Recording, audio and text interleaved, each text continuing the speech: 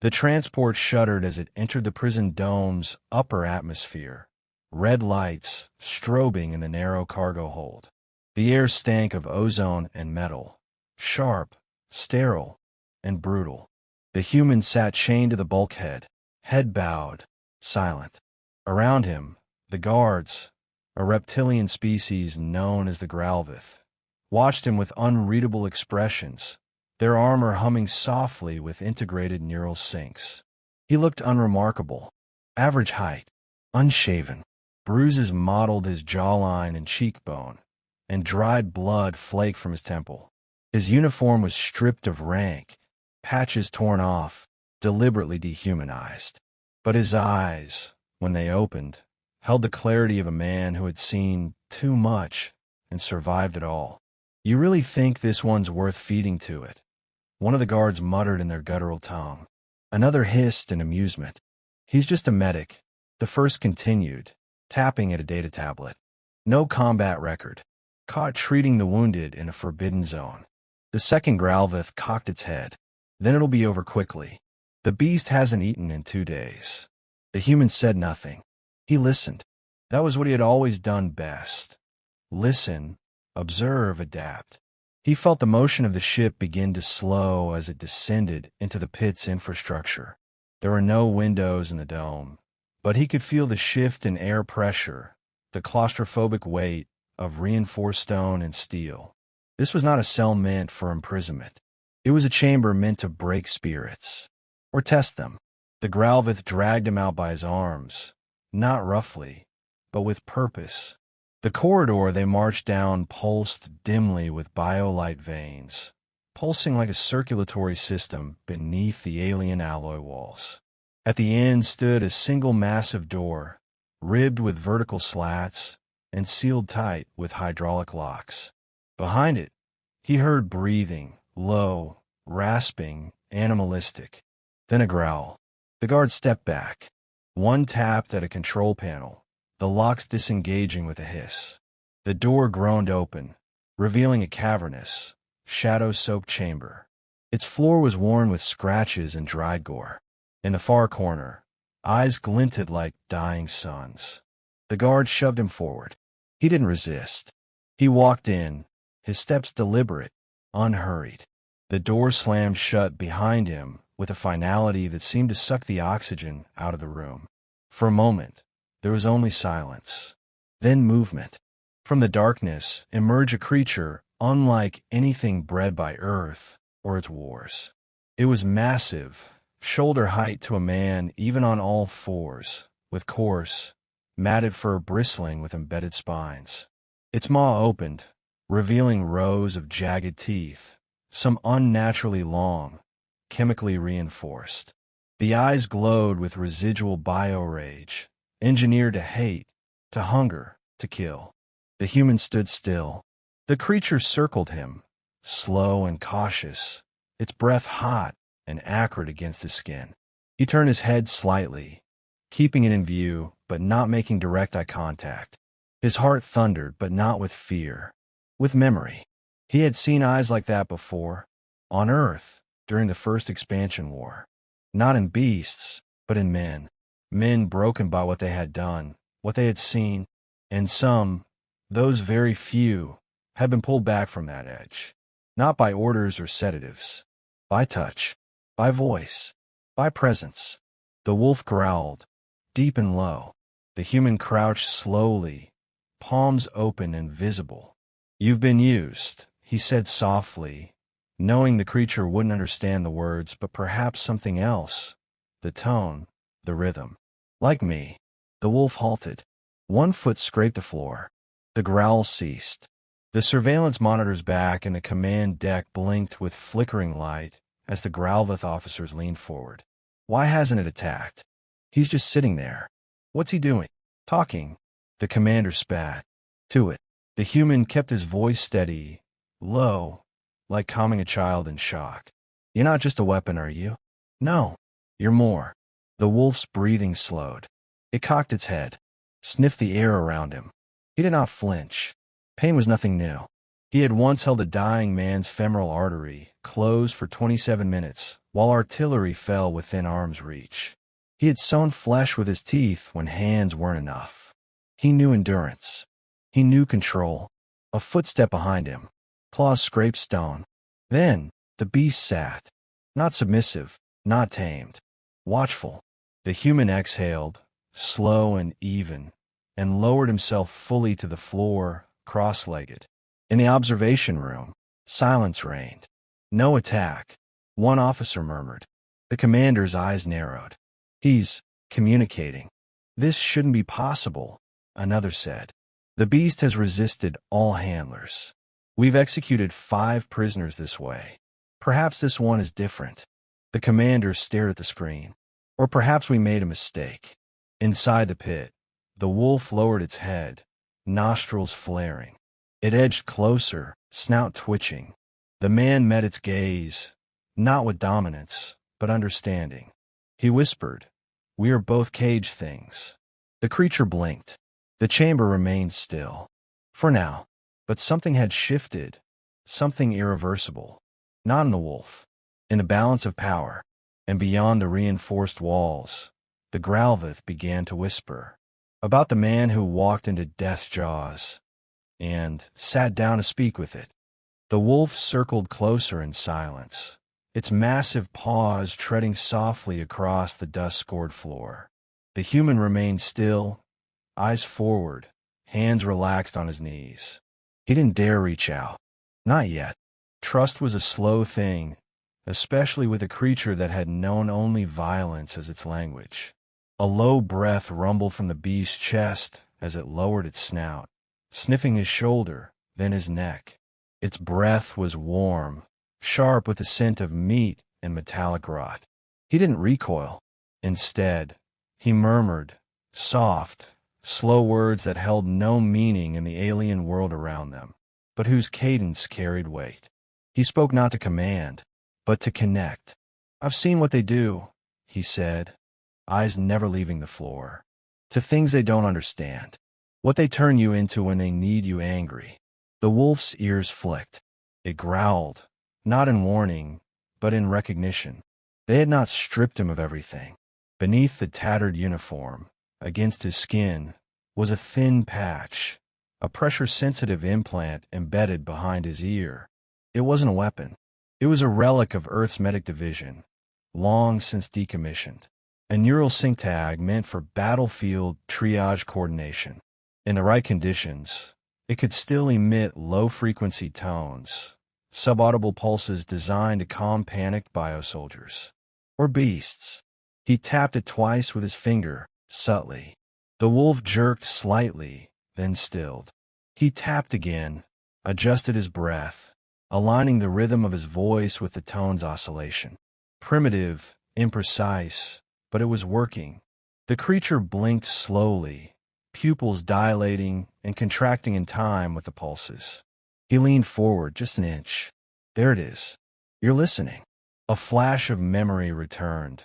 Another creature, not so different, in the jungle ruins of Tharsis IV. Its jaw shattered by a plasma mine, writhing in pain as soldiers demanded it be put down.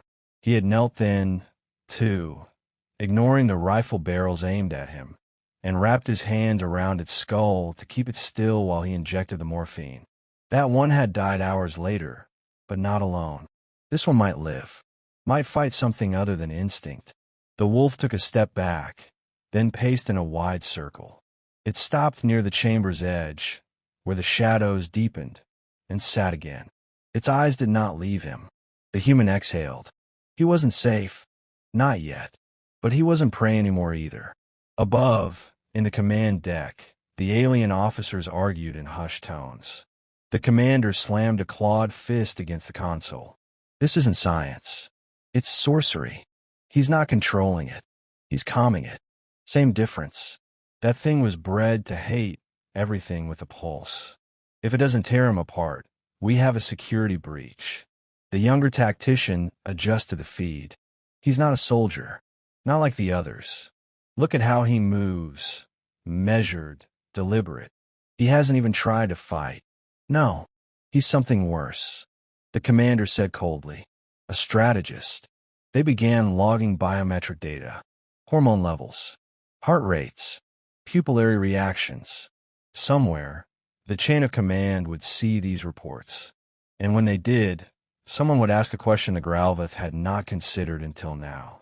Who, exactly, had they thrown into the pit? In the cell, the human leaned his head back against the wall. He hadn't slept in days. But sleep wasn't his goal. He watched the wolf now. And more importantly, he let it watch him. Predators read body language. They tracked patterns. Predictability made one prey. Calm disrupted that equation. He thought of the medic's oath he had broken a dozen times over. Not to harm, not to interfere, not to become the war itself. And yet here he was, in a cage built to erase identity, speaking to a creature engineered for slaughter, and knowing, in his bones, that this was not where his story ended. The first test came just hours later. A panel above hissed open, releasing a dense puff of synthetic pheromones into the cell. A chemical provocation, one designed to trigger rage responses in hybrid species. The wolf snapped upright, snarling, its eyes going blood red with dilation. Its spine bristled, muscles taut with murderous anticipation. The human stood slowly, arms down, posture open. He tapped the implant again, 3 times. Then he spoke, louder this time, voice sharp with authority, but low enough to avoid challenge. Not me. The beast growled, deep and trembling, its head swinging side to side, confused. Not me, he repeated, stepping forward now. The wolf lunged, not at him, but toward the wall, striking it with a force that made the stone groan. It roared, clawed at the air, then dropped to its haunches, panting, confused and angry, but not bloodthirsty. The pheromone haze dissipated. The danger passed. He knelt again, exhausted, and smiled faintly. Above, the watching aliens fell silent. He resisted it. No, they resisted it. The commander didn't speak. He simply stared at the monitor, as if trying to see through it. The human sat quietly once more, head bowed, his breath finally slowing. His muscles ached, and his stomach was a hollow drum. But his mind was focused. The wolf stared at him, hackles lowered now, and something subtle, impossible, shifted in its expression. Not recognition. Respect. Tomorrow, the aliens would try something else. Stronger gases, noise disruption, pain thresholds. They would not stop. Neither would he. In the stillness, the man whispered to himself, "You're not their monster anymore." The wolf didn't move, but it stayed close. They stopped calling him a prisoner. At least, not out loud. The guards no longer made eye contact when delivering rations. Protein slop pushed through a hatch that never fully opened. Surveillance was increased, but the camera angles changed subtly, more distant, less invasive. What once was a death sentence had become a riddle, and the Gralvith did not enjoy riddles they hadn't designed. The man, still unnamed in their records, spent his days speaking to the wolf, not always with words. He moved slowly, deliberately. He kept a rhythm. Meals were shared, gestures mirrored, and when the beast dozed, he stayed close, one hand resting lightly on its flank. Not possessive, reassuring. He never touched it without invitation. 3 times now, they had tried to provoke the bond into fracture. Once with a strobe frequency pulse meant to simulate battlefield chaos. The wolf had snarled, circled wildly, but never attacked him. Once with starvation, delaying their meals by 2 full cycles. The man had refused to eat until both were fed. And once, with another prisoner. That one had been a test disguised as cruelty, a broken, bloodied alien from another conquered race, tossed into the pit without warning. It screamed in its native tongue, scrambling for the walls, then collapsed in a heap. The man stood between it and the wolf. The beast had twitched, hunger sharp in its breath. The man didn't speak. He just knelt, slow, open hands, and stared into those ancient yellow eyes until the wolf turned away. It didn't attack. The other prisoner died later, of shock, not violence. After that, the man wasn't disturbed for a week.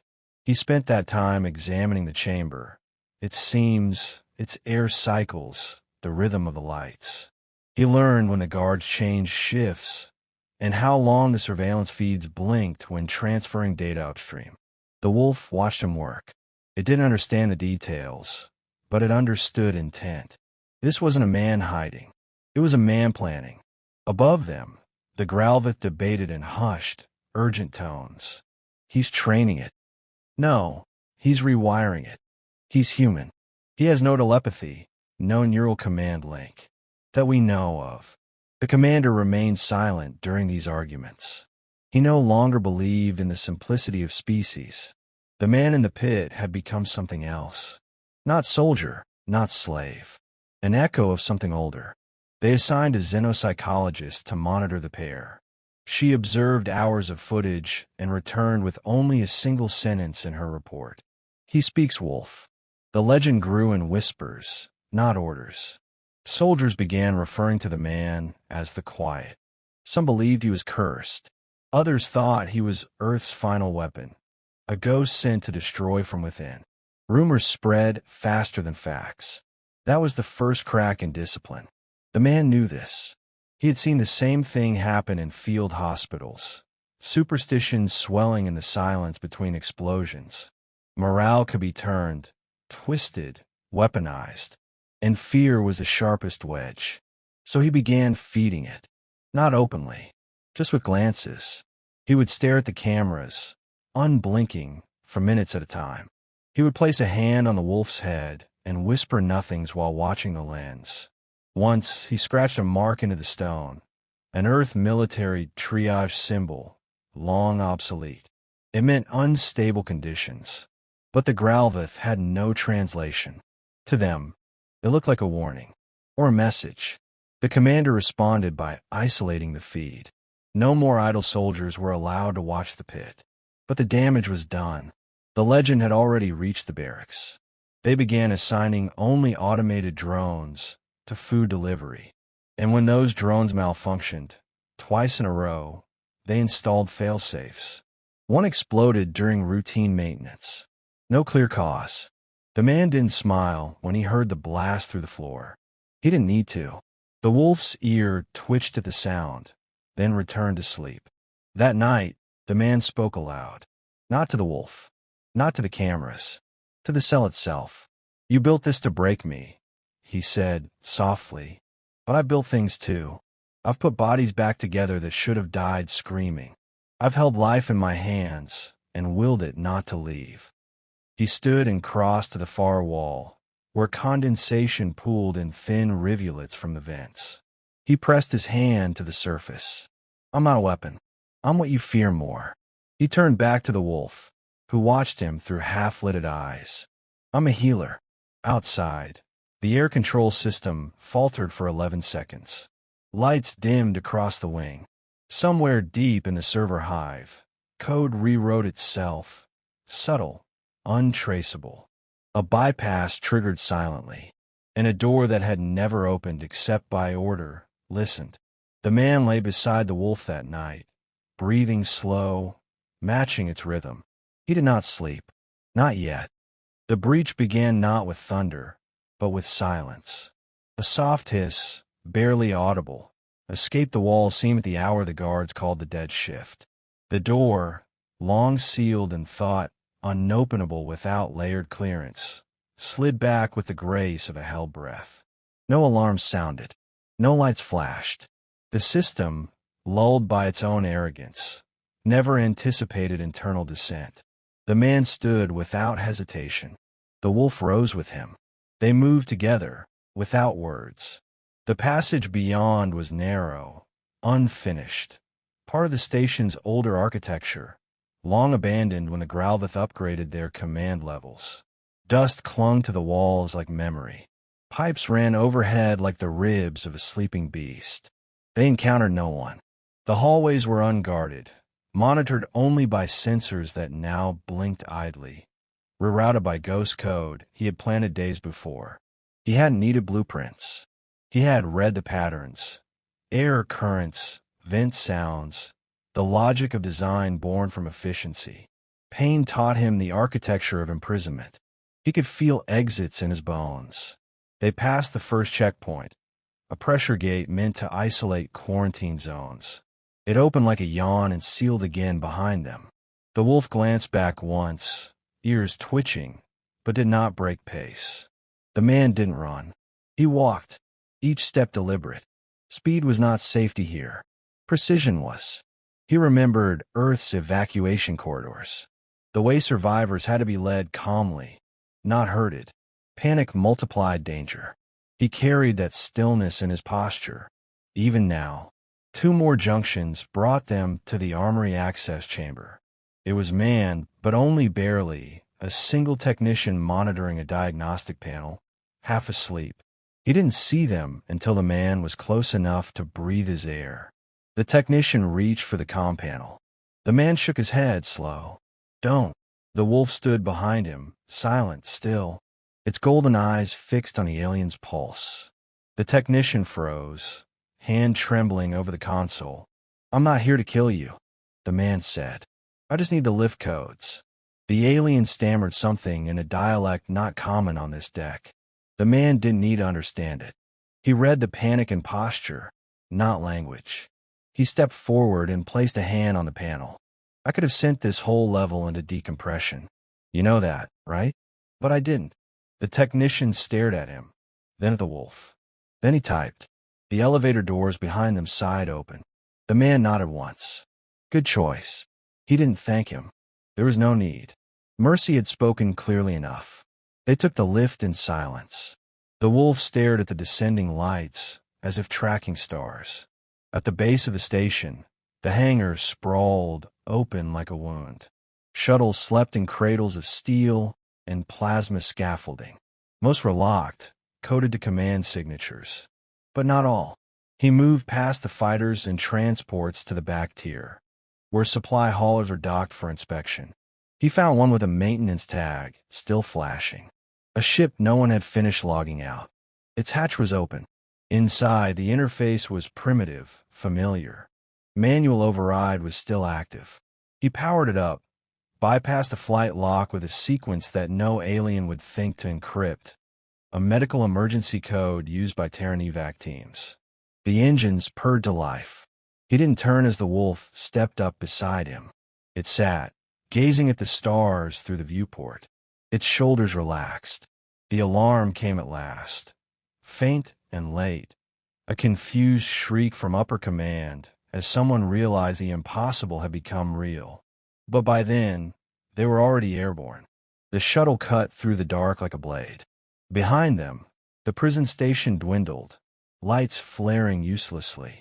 2 patrol ships launched in pursuit, but peeled off after 3 minutes. Outpaced, outplanned, outdone. He didn't gloat. He simply set a course. Toward the fringe systems. Toward what remained of Earth's scattered fleets. Toward stories whispered in exile camps and forgotten colonies. He didn't know what waited out there. He didn't know who still remembered the war, or the man who'd refused to let it take his soul. But he knew someone would understand. That not all monsters were made in labs. That some were healed into legends. Beside him, the wolf rested its head on his boot, eyes half-lidded, breath slow. No longer feral. No longer enslaved. A partner. The man exhaled and leaned back, the stars washing over the glass like distant prayers. They'll come for us, he murmured. The wolf did not stir. I hope they do. In the void, silence reigned once more. But this time it was earned.